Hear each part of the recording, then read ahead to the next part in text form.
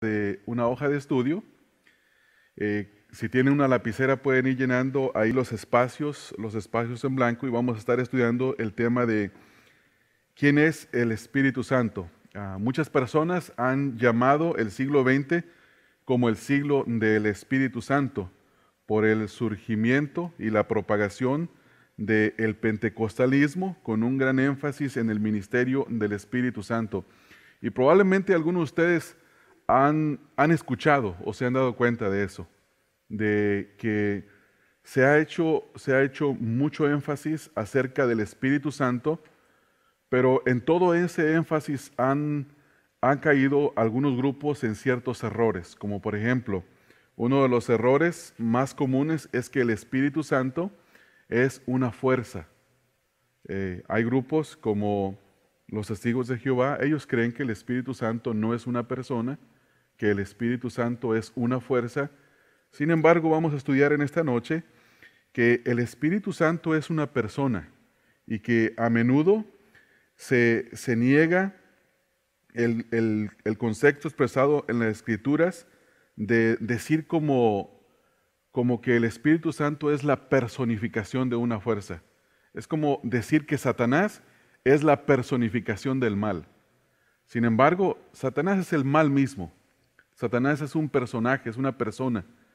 Y el Espíritu Santo no es una personificación de poder. El Espíritu Santo es una persona, es la tercera persona de la Trinidad. Entonces, cuando alguien dice que el Espíritu Santo es como una paloma, el Espíritu Santo no es una paloma. Cuando alguien dice que es como un viento, tampoco el Espíritu Santo no es un viento. La Biblia lo describe como una persona. Si ustedes van conmigo a la letra A, ahí en su bosquejo, Él posee y exhibe los atributos de una persona. Entonces vamos a leerlos, algunos de los atributos. En primer lugar, Él tiene inteligencia. Tiene inteligencia. Conoce y escudriña las cosas de Dios.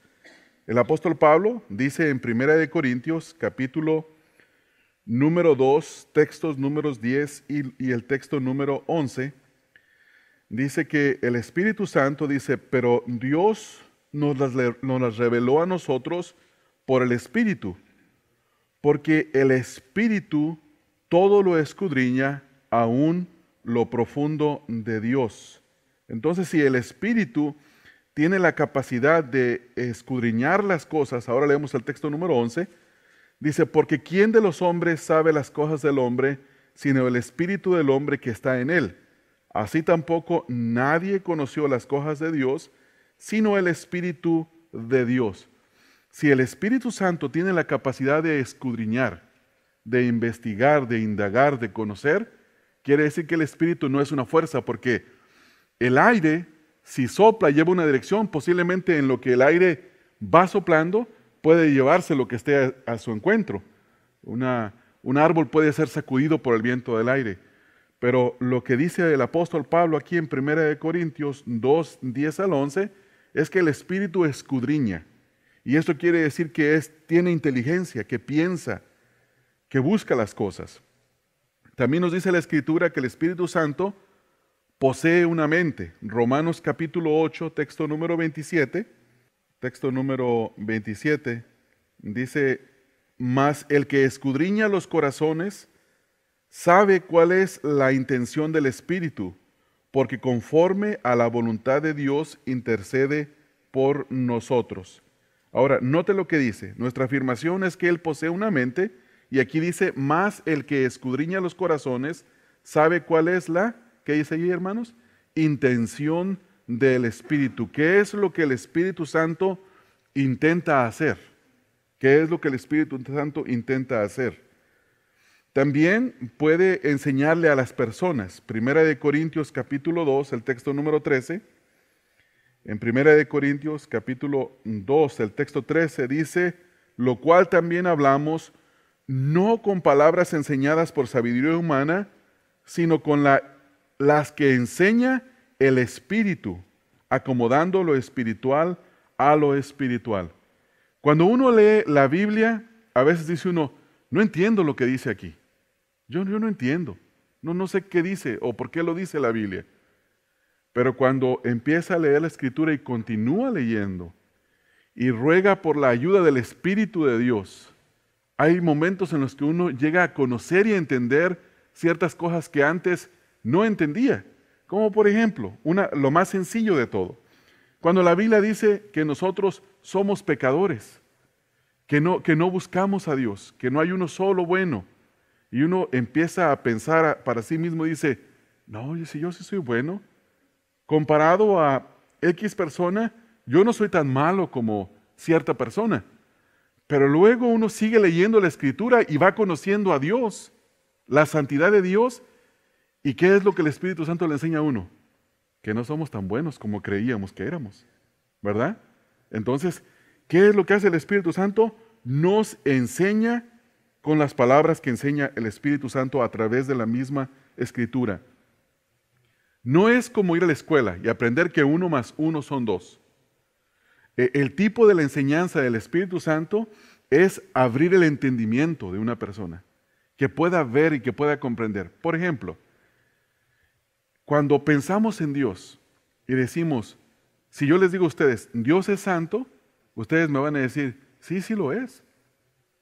Pero si yo les digo, Dios es santo en el sentido de que no puede ser tocado ni alcanzado por el mal en ninguna forma. Es decir, que si yo soy un mentiroso, Dios no va a tener comunión conmigo. Y cuando yo empiezo a pensar de esa manera, digo, pero ¿cómo es posible? ¿Que acaso Dios no tiene misericordia de los pecadores? Sí, sí tiene, pero no tiene comunión con el pecador. La única manera de tener comunión con Dios es siendo justificado por Dios. Que Dios perdone mis pecados y que Dios me aplique la justicia de Cristo. Entonces, eso se llega a entender cuando a través de la Escritura, por el Espíritu Santo, se abre el entendimiento de estas cosas. De otra manera, uno lee y ve y no entiende, no comprende. Entonces, eso es lo que queremos decir con que el Espíritu Santo puede enseñar a las personas. Número 2, ahí en su bosquejo. Él demuestra sentimientos. Puede ser contristado por las acciones de los creyentes. Una influencia no puede ser contristada. Por ejemplo, leemos en Efesios 4:30. Dice, y no contristéis al Espíritu Santo de Dios, con el cual fuiste sellados para el día de la redención. La palabra contristar significa entristecer. Es decir, que hay acciones nuestras, acciones pecaminosas, como el mentir, que ya lo estamos mencionando, el robar, tener pensamientos impuros que desagradan a Dios. Esas acciones entristecen al Espíritu de Dios, porque el Espíritu de Dios es, como la misma Biblia lo llama, Espíritu Santo. Entonces, eso lo entristece, no le trae ningún gozo. Sin embargo, el viento no puede ser entristecido. Yo no sé si a usted les ha tocado experimentar el viento fuertemente en el campo abierto, o cuando vienen aquí los famosos vientos de Santana, ¿verdad? Pero yo recuerdo estando joven que anda uno por el campo y tiene su sombrero puesto, luego viene el viento, levanta una polvareda, te tumba el sombrero, y por más que insultes al viento, por más que te enojes contra él, el viento no va a reaccionar porque es viento. Sin embargo, el Espíritu Santo sí se entristece con las acciones de desobediencia del cristiano. Entonces nosotros podemos entristecer al Espíritu del Señor porque el Espíritu del Señor tiene emociones. Ahora, tenemos que entender que las emociones del Espíritu del Señor no son como nuestras emociones. Cuando la Biblia utiliza la palabra emociones, es una forma de describir algo para que nosotros lo podamos entender en palabras humanas. Número 3, Él tiene una voluntad. Él tiene una voluntad. La usa al distribuir dones al cuerpo de Cristo, es decir, a la iglesia. Leemos en 1 Corintios 12:11, 1 Corintios capítulo 12, texto número 11, dice, pero todas estas cosas las hace uno y y el mismo Espíritu, ahora escucha lo que dice, repartiendo a cada uno en particular, y luego dice, como Él quiere. Es decir, que cuando una persona en la iglesia tiene el don, un don para servir a sus hermanos, para ministrar al Señor, ese don le fue dado como el Espíritu Santo quiso. Quiere decir que los dones no me los gané yo. Los dones no los tengo yo porque, no sé, hice algo que al Espíritu le gustó. No, no es así. Ese don que Dios nos da para administrar a cada uno fue dado como el Espíritu Santo quiso darlo. ¿Qué quiere decir? Que Él tiene una voluntad. Él decide cómo Él quiere hacer las cosas. Y una fuerza impersonal, ni el fuego, ni el viento, ni el espacio pueden tener esa voluntad. Leemos también en el libro de los Hechos, que Él dirige las actividades de los cristianos. Hechos 16, 6 al 11. No lo voy a leer todo por el tiempo, pero en este texto vamos a leer un poco. En Hechos 16, 6 al 11, hay una visión de un varón macedonio que dice atravesando, vamos a leerlo un poquito, atravesando Frigia y la provincia de Galacia, les fue prohibido por el Espíritu Santo hablar la palabra en Asia. Note lo que dice. ¿Ya? El Espíritu Santo les prohibió hablar la palabra de Dios en cierto lugar. Quiere decir que el Espíritu Santo tiene una voluntad. Y cuando llegaron a Misia, fíjese lo que dice, intentaron ir a Bitinia, pero el Espíritu no se lo permitió. Y pasando junto a Misia, descendieron a Troas y se le mostró a Pablo en una visión de noche, un varón macedonio estaba en pie rogándole y diciéndole, pasa a Macedonia y ayúdanos. Cuando vio la visión, enseguida procuramos partir para Macedonia, dando por cierto que Dios nos llamaba para que les anunciésemos el Evangelio. Entonces, el Espíritu Santo tiene una voluntad. Volvemos de regreso ahora al punto, el punto número 3, a terminar. Puesto que la personalidad genuina posee la inteligencia, los sentimientos y la voluntad, y puesto que el Espíritu tiene estos atributos, Él tiene que ser una persona. Esa es nuestra conclusión al observar estos versículos. ¿En qué concluimos? Concluimos que el Espíritu del Señor es una persona. Y esta persona hace estas cosas que hemos ahorita nosotros ya mencionado. Letra B. Él realiza las acciones de una persona. Ya vimos que tiene atributos. Ahora vamos a ver algunas acciones que realiza el Espíritu del Señor. En primer lugar, número 1, Él nos guía a la verdad, oyendo, hablando y haciendo saber.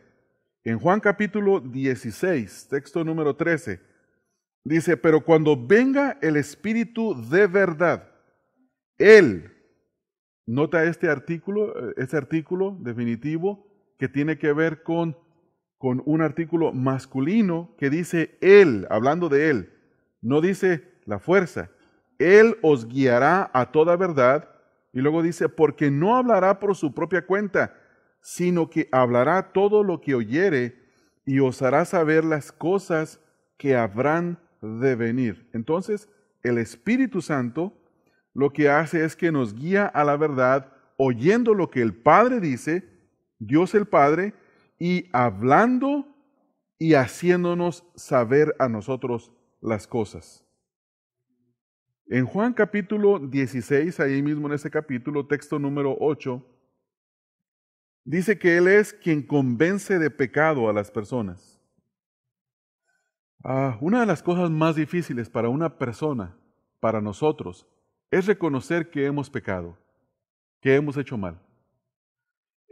Ustedes saben que desde el principio, cuando Adán pecó y el Señor le llama a cuentas, ¿qué le dice? La mujer que tú me diste. Y hoy en día, cuando nosotros hacemos algo mal, siempre tenemos una justificación, ¿verdad? Y le vamos a echar la culpa al primero que se nos atraviese. Siempre. Pero es que tú, pero es que él, pero es que el otro. Sin embargo, cuando nosotros reconocemos que hicimos mal, no es una obra nuestra, es la obra del Espíritu de Dios quien nos convenció a nosotros de que estábamos mal. Dice el texto número 8, y cuando Él venga, convencerá al mundo de pecado, de justicia y de juicio. Tres cosas. En primer lugar, de pecado, que nosotros, nuestros deseos y nuestros pensamientos son de continuo hacer el mal, de pecar, inclinación a lo malo. También de justicia, que lo que merecemos es la muerte. La paga del pecado es muerte, dice la Escritura, y de juicio es que Dios va a juzgar todas las acciones de los hombres. Entonces, esa es la obra del Espíritu del Señor. En el libro de los Hechos, capítulo 8, texto 39, nos dice en este pasaje que Él hace milagros.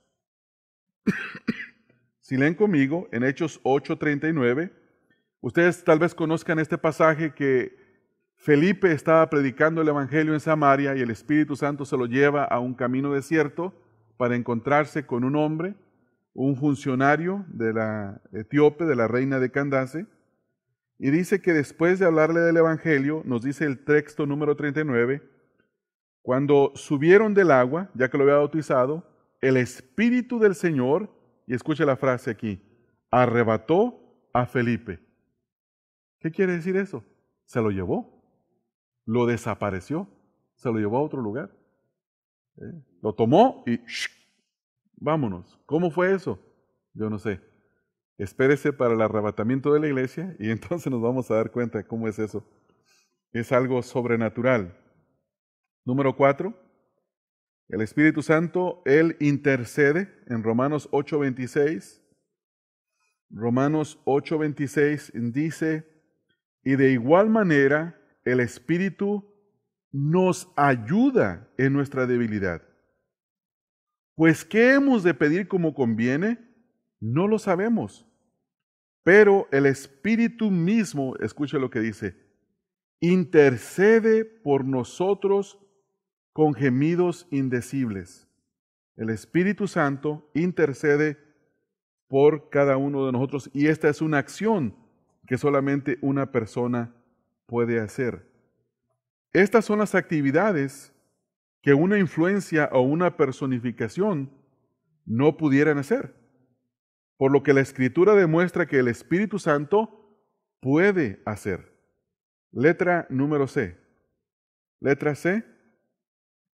A Él se le atribuye lo que solo se le podría atribuir a una persona.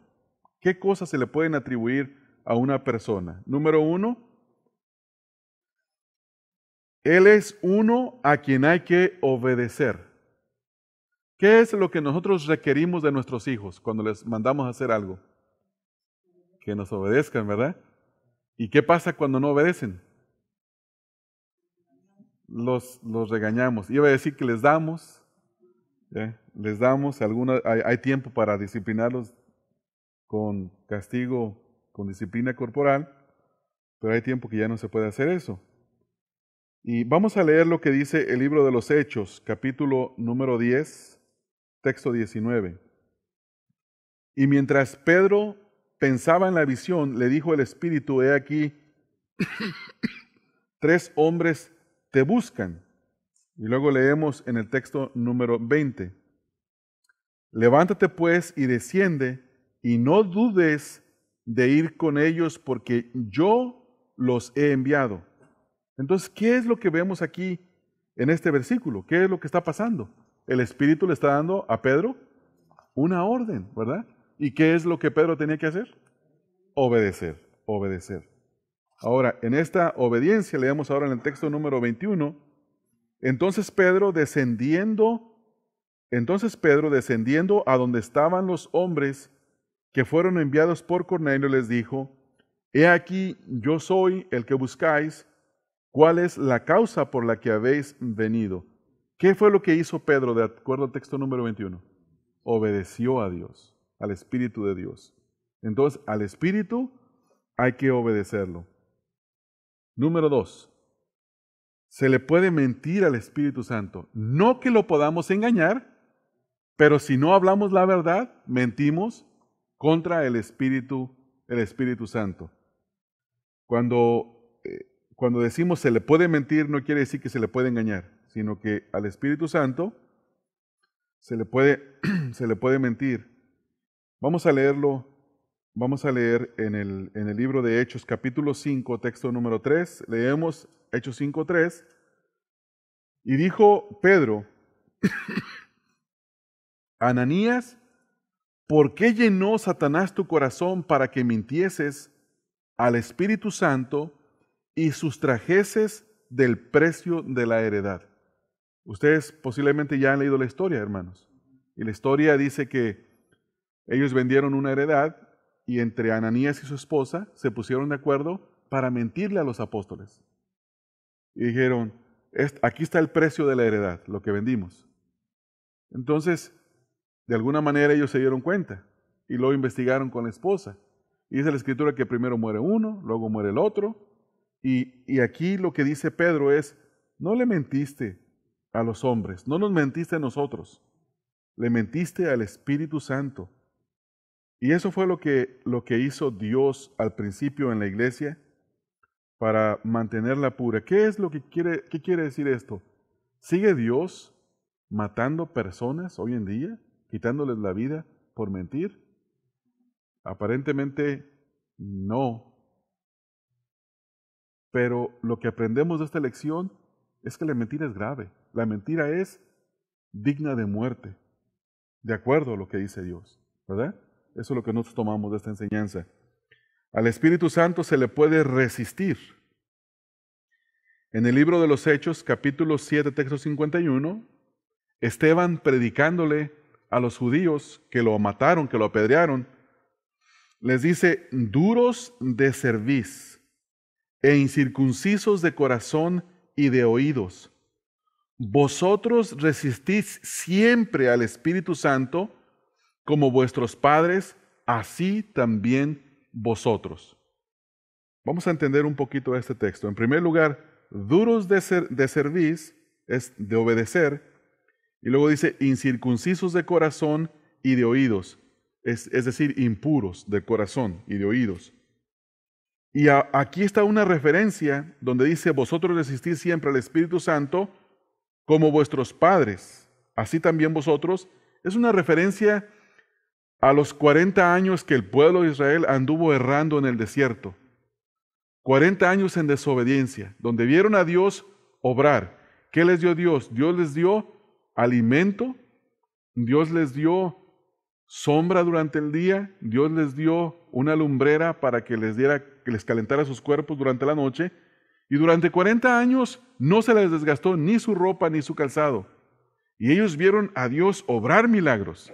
Y sin embargo, no creían, eran duros y resistían al Espíritu Santo. Cuando nosotros leemos la palabra de Dios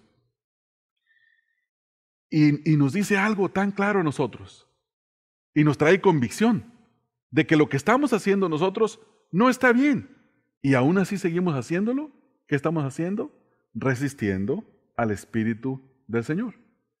Yo les contaba a ustedes el domingo en la predicación que yo le estaba ilustrando a uno de mis hijos esto de la siguiente manera. Le digo, hijo, cuando tú lees en la Biblia que la palabra de Dios te manda a hacer algo, cualquier mandamiento, no hagas esto, cualquier mandamiento, no voy a mencionar un mandamiento específico, y tú ves que así dice, y tienes la convicción de que es así, y no lo haces, es como si le dijeras a Dios, Dios, no me importa tu palabra, no me importa lo que tú me dices a mí, y creo que utilicé una palabra fuerte, dije, lárgate de aquí. Pero eso es cierto, eso es cierto. ¿Por qué? Porque nosotros lo estamos resistiendo el Espíritu del Señor. Y eso trae consecuencias muy, pero muy tremendas. Número 4, se le puede contristar, ya lo leímos hace rato, donde nos dice, contristar es entristecer, dice, no contristéis al Espíritu Santo de Dios, con el cual fuiste sellados para el día de la redención. Cuando nosotros desobedecemos a Dios, entristecemos al Espíritu del Señor. Vamos a estudiar en unas lecciones más adelante que nosotros somos la habitación del Espíritu Santo, que Él mora en nosotros. Y cuando Él mora en nosotros y nosotros desobedecemos, contristamos. Pero contristar no significa entristecer en el sentido humano. ¿Cómo reaccionamos nosotros cuando nos entristecemos? ¿Lloramos? ¿O nos deprimimos? ¿O nos separamos? ¿Verdad? Pero el Espíritu Santo se entristece, sin embargo, trae acción contra nosotros. Trae acciones y son de disciplina. Y no para. No es como decir, oh, es que lo entristeciste tanto, como hemos escuchado, ahí está en la esquina, en el rincón, ahí, entristecido. No se arrincona. Nadie tiene dominio sobre Dios. Nadie tiene dominio sobre Dios. Entonces, en ese sentido, no es como nosotros, como dice el Salmo 50, texto 20. Se le puede blasfemar. Mateo 12, 31. Leemos en Mateo capítulo 12, texto 31, que al Espíritu Santo se le puede blasfemar. Vamos ahorita a hablar un poco más acerca de este asunto.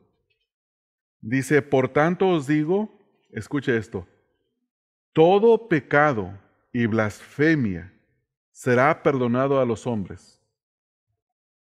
Todo pecado y toda blasfemia será perdonado a los hombres. Mas la blasfemia contra el Espíritu no le será perdonada. Aquí hay algo bien tremendo, fíjense. Si el Espíritu de Dios y Cristo son una misma persona, ¿por qué el Señor Jesucristo hace distinción entre el Padre, Él y el Espíritu Santo? Una blasfemia contra Dios se perdona, si la persona pide perdón. Una blasfemia contra el Espíritu Santo, contra Jesús, perdón, se perdona. Pero una blasfemia contra el Espíritu Santo no se perdona. No tiene perdón, no tiene vuelta atrás. Todo pecado se perdona y toda blasfemia. Sin embargo, la blasfemia en contra del Espíritu del Señor no se puede perdonar, no tiene vuelta atrás. Ahora, a lo mejor ustedes están preguntando, ¿cuál es la blasfemia contra el Espíritu del Señor? Y no ese es el tema, no lo vamos a estudiar, porque es algo que hay que estudiarlo con despacio. Número 6, se le puede afrentar.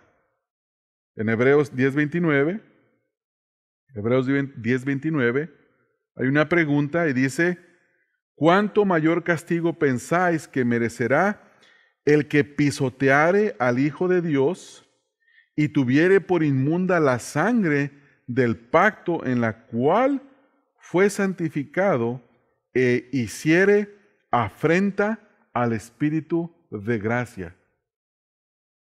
¿Qué significa la palabra afrenta? ¿Alguno de ustedes que tenga buen vocabulario en español, si nos puede ayudar con eso?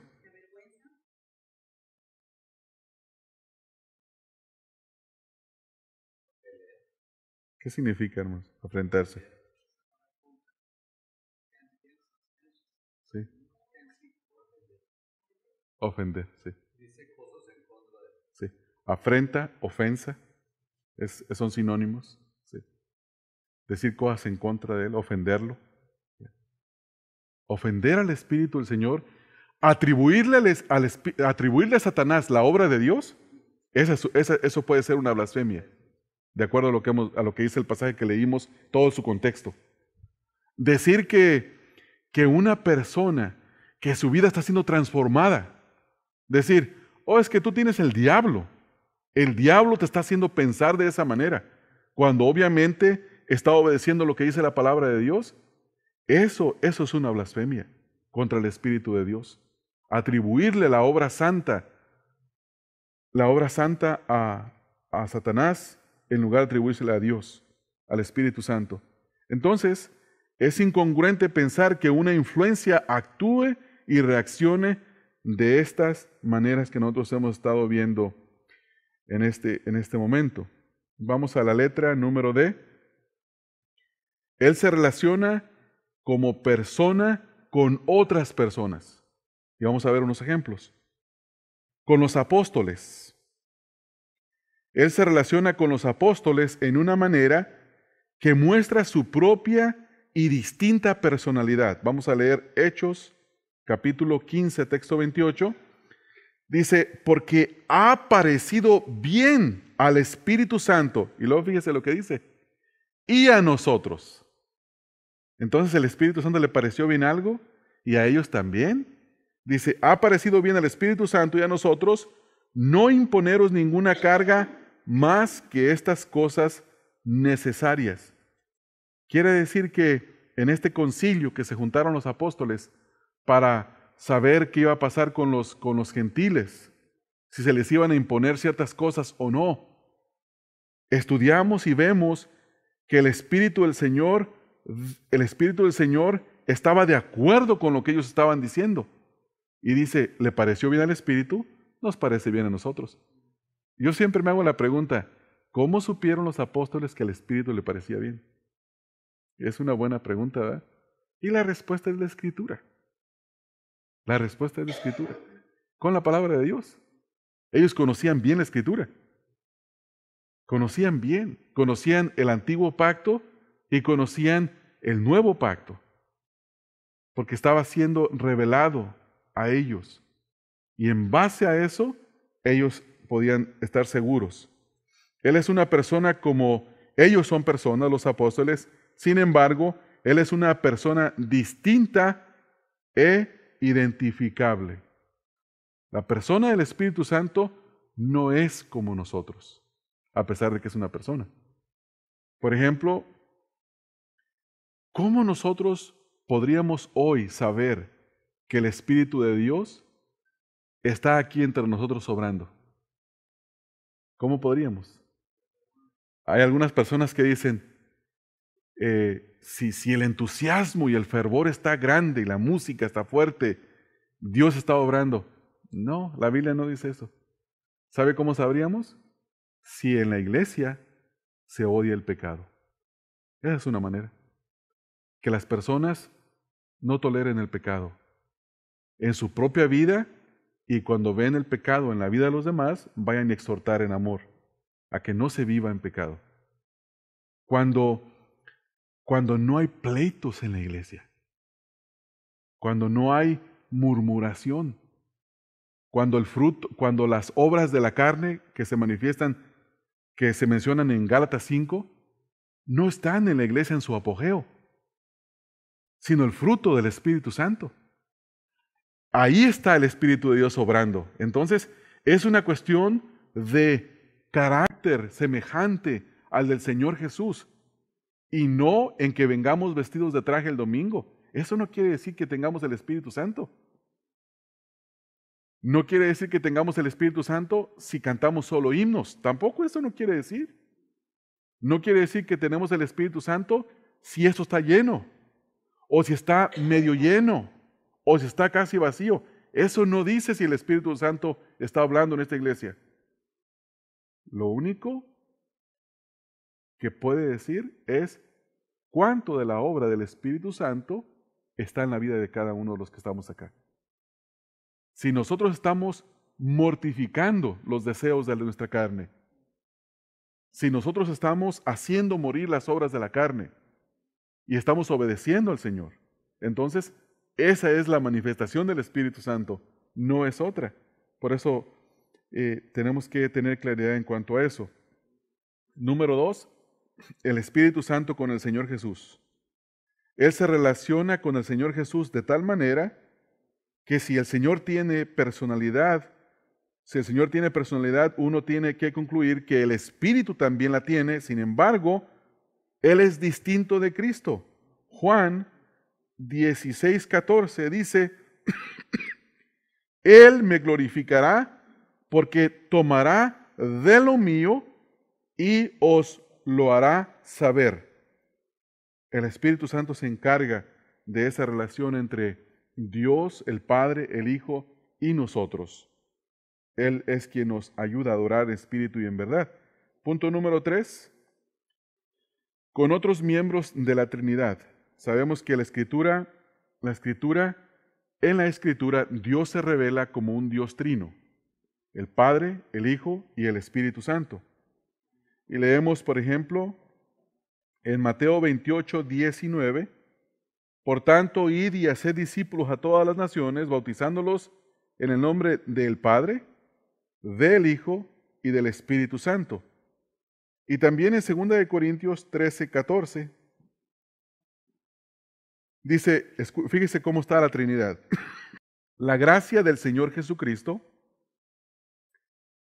el amor de Dios y la comunión del Espíritu Santo sean con todos vosotros. Amén.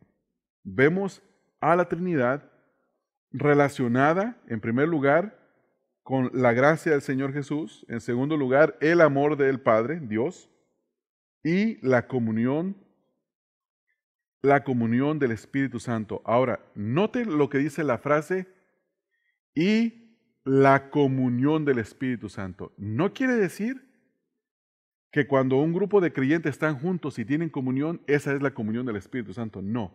Quiere decir que el Espíritu tiene comunión. Cuando nosotros estamos obedeciendo a Dios, estamos en la comunión del Espíritu Santo. Tenemos comunión con Dios, porque el Espíritu es el que tiene esa comunión. Punto número 4, con su propio poder.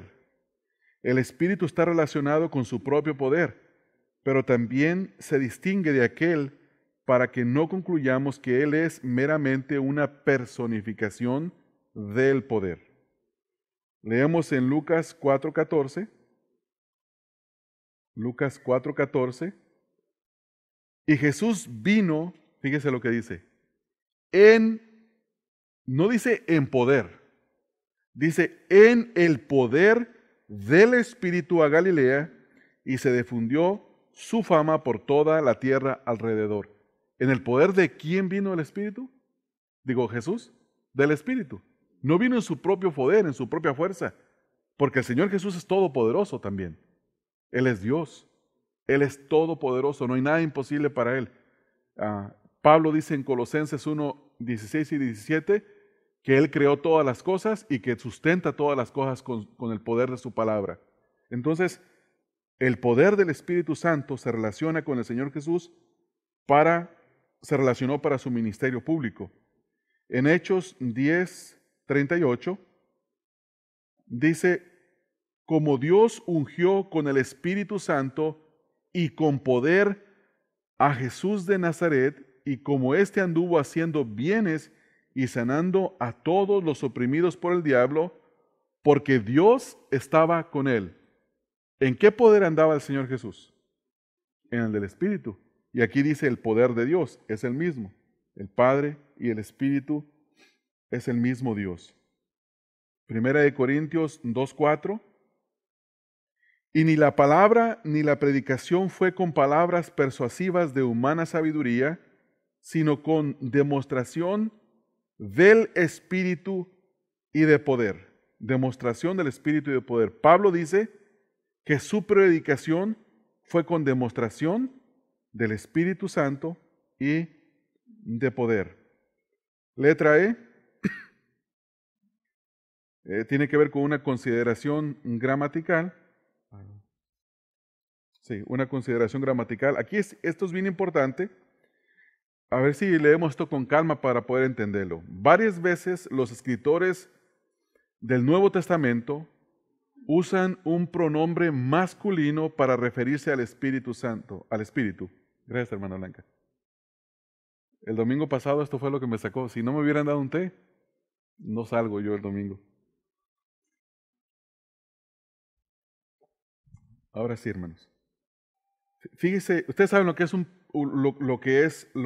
un pronombre, ¿verdad, hermano? Sí, un pronombre. Por ejemplo, dicen la señora, es un pronombre femenino. El Señor es un pronombre masculino. Esto se utiliza para el Espíritu Santo. Fíjese lo que dice. Ejemplo, el más claro de esta excepción al uso gramatical de la norma es Juan. Fíjese cómo dice Juan capítulo 16, texto 13 al 14. Pero cuando venga, aquí está, el Espíritu de verdad, Él, otra vez, os guiará a toda la verdad, porque no hablará por su propia cuenta, sino que hablará todo lo que oyere y os hará saber las cosas que habrán de venir. Ahí está el pronombre masculino que se le da al Espíritu de Dios, Él. Donde se usa el pronombre masculino demostrativo 2 veces para referirse al Espíritu mencionado en el versículo 13.